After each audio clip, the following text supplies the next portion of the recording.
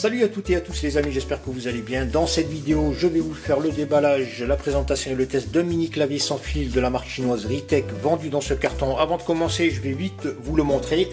Donc comme vous pouvez le remarquer, retenez bien la présentation des différents éléments sur la boîte. Ça, c'est un produit de chez Ritech authentique. D'ailleurs, c'est signalé par cette petite vignette. Alors le problème avec eux, ils sont bien gentils, mais c'est que sur leur site, l'utilisateur n'a pas la possibilité de vérifier à l'aide d'un code si le produit est authentique ou non. Donc on doit se fier impérativement à cette miniature, cette vignette plutôt. Voilà, donc le code QR est toujours positionné de cette manière. Vous avez une autre étiquette avec la référence et bien sûr les specs du produit. Donc c'est le modèle QWERTY Layout US en version or. Il existe également en version bleue, blanche et noire. Voilà, tout simplement. Alors je vous dis ça parce que, comme vous le savez, les mini claviers sont des produits qui sont très demandés, c'est à la mode en ce moment, et les produits Ritech n'échappent pas à la règle. De ce fait, donc ils sont largement contrefaits, et vous les trouverez très facilement sur internet. Bon, le problème c'est qu'on n'a pas l'occasion de voir la boîte en général, donc si vous tombez sur un carton qui propose une disposition de la vignette, si elle existe, sur la partie droite, le code QR centré, une boîte sans logo RI, ou tout simplement un packaging différent de cette boîte pour les versions i8 et i8+, alors je peux vous dire que vous êtes sur une contrefaçon. Voilà pour la petite information culturelle au sujet des produits authentiques de chez Ritech. À l'intérieur du bundle, on a une petite carte de remerciement pour avoir acheté un produit de chez Ritech. On a également une notice tout en anglais qui est au passage très mal fichue dans le sens où elle ne reprend pas le plus important des informations concernant la prise en main de ce mini clavier et notamment au niveau de la notion de raccourci. On a également un câble d'environ 80 cm de long en USB 2.0. Donc USB 2.0 côté mâle, le côté micro USB, et on a ce type de câble, on va dire c'est un câble OTG, alors on the go, qui va permettre tout simplement d'adapter le dongle. Alors pourquoi? Parce qu'il se peut que lorsqu'on le connecte à une Smart TV ou une mini box, il y ait des interférences. Alors je parle de la connexion de l'adaptateur directement sur l'appareil. Dans ce cas, donc il est conseillé par le fabricant de connecter donc en USB sur l'appareil donc le port, et de mettre l'adaptateur de ce côté tout simplement. Et bien sûr on a le mini clavier i8+. Alors avant de commencer, il y en a probablement parmi vous qui se demandent à quoi sert ce type de gadget. Alors c'est tout simplement un périphérique qui, lorsque synchronisé avec différents appareils, va permettre de les piloter à distance. Alors pour l'avoir testé ainsi que le modèle i8, je peux vous dire très franchement que ça marche très bien, c'est tip top, très efficace, quel que soit l'appareil, donc PC, smartphone, laptop, PC portable, qu'est-ce qu'on a d'autre, les Smart TV, les TV box, etc. Voilà, donc en termes de finition, on est sur un produit très bien fini, relativement léger, il pèse environ 95 grammes. Voilà, donc on a un clavier doté de touches en forme de dragée plate. Voilà, très bien, elles sont relativement bien espacées pour éviter de taper sur deux touches à la fois. On a cette texture très agréable au toucher qui donne l'impression de caresser un bout de tissu en velours ou même une pêche bien mûre, c'est très doux. Voilà, au niveau du bruit dégagé par la pression des touches, voilà, il y a cet effet qui est agréable également. Voilà, de manière globale, donc chez Ritech, on fonctionne avec le principe des shortcuts ou des raccourcis, toujours combinés avec la touche FN qui est la touche fonction et l'une des touches sur laquelle figure une impression bleue. Donc le bleu au passage utilisé, donc l'encre d'impression c'est ce bleu, donc méfiez-vous si vous tombez sur des claviers avec des raccourcis peints en rouge, bleu, jaune, vert, etc. Voilà, donc on a toujours le logo sur les touches authentiques, les mini claviers authentiques. Voilà, donc ici vous voyez les raccourcis. Donc je ne vais pas pouvoir vous les résumer dans le sens où, suivant l'appareil sur lequel vous allez travailler, ou même sur le PC, suivant l'application que vous allez utiliser, donc le comportement ne sera pas le même. Quoique des fois il ne se passe rien lorsqu'on compose un raccourci. Donc ici on a le bouton Reset, que je n'ai pas eu l'occasion d'utiliser puisque ça fonctionne très bien. Ici on a un petit bouton, un petit rectangle avec 3 points ou 3 carrés, je n'arrive pas bien à discerner la forme. Voilà, donc le rectangle correspond au touchpad et les 3 niveaux ici, c'est tout simplement pour régler la sensibilité du curseur. On va dire c'est pour régler le CPI à l'écran, c'est-à-dire que cet écran, je crois, il est en 1000 CPI, donc on va dire que ça c'est le plus bas niveau. Donc je fais FN plus un clic pour avoir le plus bas niveau, FN plus 2 clics pour avoir le niveau médian et le niveau le plus haut qui est je crois 1000 dpi. Donc ça permet tout simplement de régler la sensibilité à l'écran. Donc on verra que le curseur sur le premier niveau il bouge lentement, il bouge un peu plus vite sur la position centrale et sur la position la plus haute il bouge très vite. Voilà, en règle générale ça se déplace très bien, c'est assez fluide. Voilà, pour le reste des raccourcis c'est vraiment très simple, je vous mettrai un petit récap soit dans la vidéo, soit dans la partie descriptive, soit dans les deux. Voilà, sur le côté, donc en façade, on va commencer par le panneau tactile, le touchpad. Donc comme indiqué, L, donc une touche pour développer, pour faire l'effet clic gauche souris, 2 doigts pour faire l'effet clic droit souris, 2 doigts pour scroller au sein d'une page d'un navigateur, tout simplement. De part et d'autre donc du panneau tactile, on a 8 raccourcis, donc ils peuvent, comme je vous l'ai dit, ou fonctionner ou appeler une fonction différente suivant l'appareil sur lequel on est. Sur PC, le bouton recherche appelle la fonction recherche sous Windows bien sûr, donc suivant l'OS sur laquelle vous travaillez, ça peut être différent. Le bouton Home qui va développer le panneau des dossiers, donc les disques durs, le bouton I qui va ouvrir le navigateur, le bouton clic droit, clic gauche, vous savez, le bouton mute, le bouton éclairage. Donc ce mini clavier est équipé d'un niveau d'éclairage, d'un double niveau d'éclairage, on va dire moyen et fort, qui permet de voir dans l'obscurité très bien. Donc il diffuse une lumière très blanche et donc on peut très bien lire les caractères.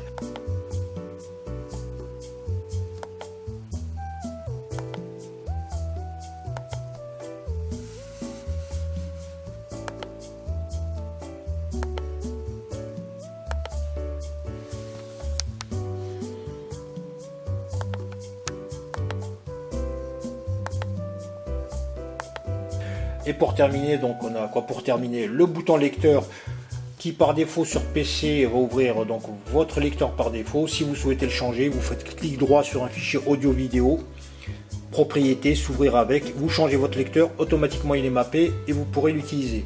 Les boutons donc volume down et up. Alors ces deux boutons recul et avance, ils ne fonctionnent sur aucun appareil, que ce soit PC, smartphone, téléphone, télé, etc. Donc ça ne marche pas. À l'origine, je pensais que c'était dû au type de fichier, ce n'est pas le cas, ou au type de lecteur, ce n'est pas le cas également. Voilà, on a 3 LED lumineuses. Celle de gauche qui s'allume en lumière bleue continue pour indiquer que l'appareil est sous tension et synchronisé avec l'appareil auquel on l'a connecté. Le bouton central qui s'allume en orange pour indiquer l'état de chargement, donc ça ne clignote pas, effet lumière orange permanente, et la lumière ici périphérique à droite, donc qui s'allume en bip lumineux discontinu pour indiquer que l'appareil synchronise ou pour indiquer tout simplement à chaque fois qu'on tape sur une touche, donc il va s'éclairer. Voilà, de cette manière. Donc j'aurais dû l'allumer, je suis con, j'ai même pas fait gaffe. Voilà, donc ça se passe de cette manière, vous voyez cette lumière discontinue. Là, il est en train de chercher, donc puisque la clé n'est pas branchée. Voilà, au dos de l'appareil, donc on a une finition relativement propre et agréable, avec ses grippes, avec touche ou effet simili-cuir. Voilà, c'est très propre. Sur la partie haute, on a l'interrupteur on-off pour activer et désactiver le mini clavier. Ici, on a le port micro USB pour charger l'appareil, les informations du mini clavier et pour terminer le compartiment de stockage du dongle ou de l'adaptateur dans lequel donc il est très bien fixé et donc c'est intéressant pour le transporter et ne pas l'oublier. Et à présent je vais passer à la phase d'exploitation et commencer par un smartphone, bien que j'en trouve aucune utilité, mais c'est tout simplement pour vous montrer que la possibilité existe.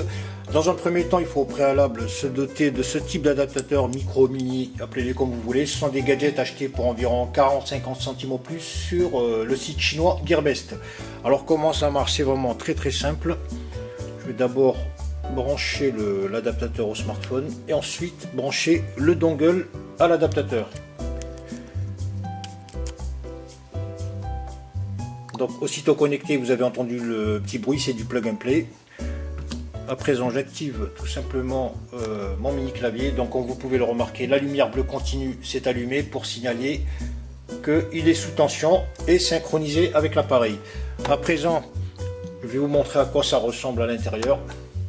Donc ici, lorsque je touche le pavé tactile, vous voyez qu'il y a la souris qui est quelque part par ici. Donc il ne faut pas trop appuyer sur le touchpad pour éviter de ralentir le mouvement du curseur. Donc vous le voyez, je ne vois pas l'écran.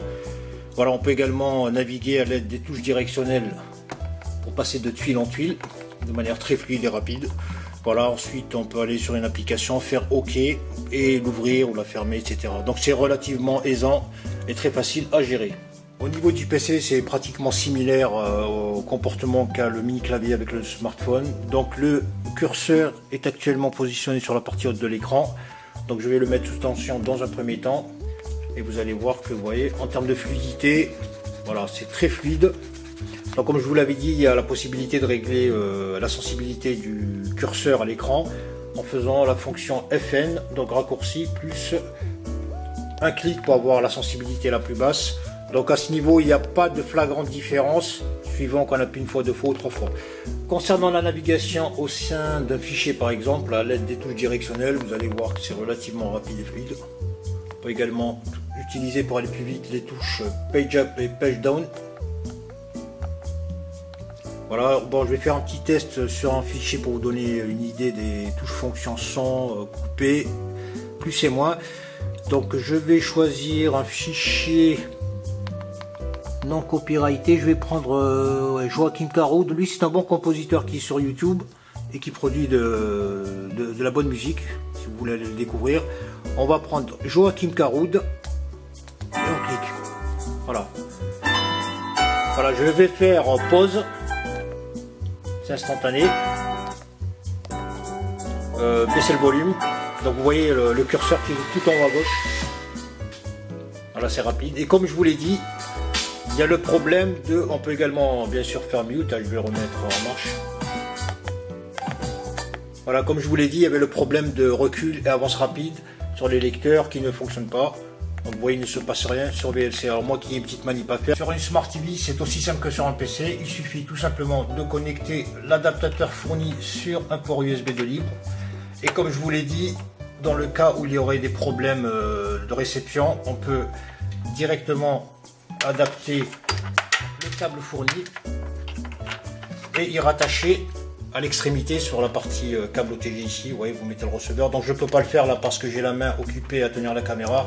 Voilà, de cette manière, si il y a un problème de réception. Comme vous pouvez le remarquer sur la partie basse gauche de l'écran, automatiquement, donc mon téléviseur a détecté la connexion de l'adaptateur. Il suffit tout simplement donc de mettre sous tension le mini clavier comme je l'ai fait auparavant pour synchroniser tout simplement. Donc à partir de là, je vais faire OK avec mon mini clavier.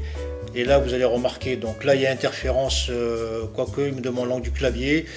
OK, je vais fermer tout simplement. Voilà, vous voyez le curseur. Donc, il se déplace sensiblement moins vite que sur un PC, mais ça reste relativement correct pour un téléviseur. Voilà, à partir de là, à l'aide des flèches directionnelles, je peux naviguer au sein du menu. Donc là, je suis sur la Freebox. Voilà, ça marche. Vous connaissez un petit peu le mode, c'est comme une télécommande tout simplement. Voilà, maintenant je vais m'attarder sur la connexion à une box TV. Dans un premier temps, je vais l'allumer. Donc c'est une TX de chez Tanix, donc la TX 92. À partir de là, toujours la même manip, on prend donc le dongle et on le fixe sur un port USB de libre. Voilà, à présent je suis sur le launcher de Matanix TX92, toujours pareil, je synchronise avec le, comment dire, avec le boîtier, et comme vous pouvez le remarquer, donc il y a toujours la flèche, donc le principe est le même que sur une image télévision, vous voyez, flèche directionnelle pour changer, donc passer d'une tuile à l'autre, donc c'est relativement fluide, c'est très rapide, il n'y a pas de problème particulier à soulever, voilà, je peux aller, c'est plus rapide que la télécommande dans tous les cas. Voilà, je peux changer de paramètres, donc je sais pas la peine de m'attarder sur ça, vous savez comment ça marche, on clique OK, on valide, on fait Escape, on revient en arrière. Donc il y a des fonctions des fois qui marchent et des fois d'autres qui ne marchent pas, suivant les applications. Voilà, quoi qu'il en soit, de manière globale, ça fonctionne très très bien. Voilà les amis, cette vidéo est terminée. Certains d'entre vous la trouveront probablement longue. J'ai essayé de ratisser le plus large possible de manière à vous donner un maximum d'informations, quoiqu'au passage, il se peut que j'en ai oublié certaines qui vous intéressent. Si c'est le cas, n'hésitez pas à m'interpeller. J'essaierai de vous répondre dans les plus brefs délais. Et pour terminer, je vous remercie d'avoir suivi cette vidéo. N'oubliez pas de m'encourager, de me supporter en vous abonnant, en partageant, etc., etc. Sur ce, je vous souhaite une très bonne journée et vous dis à très bientôt.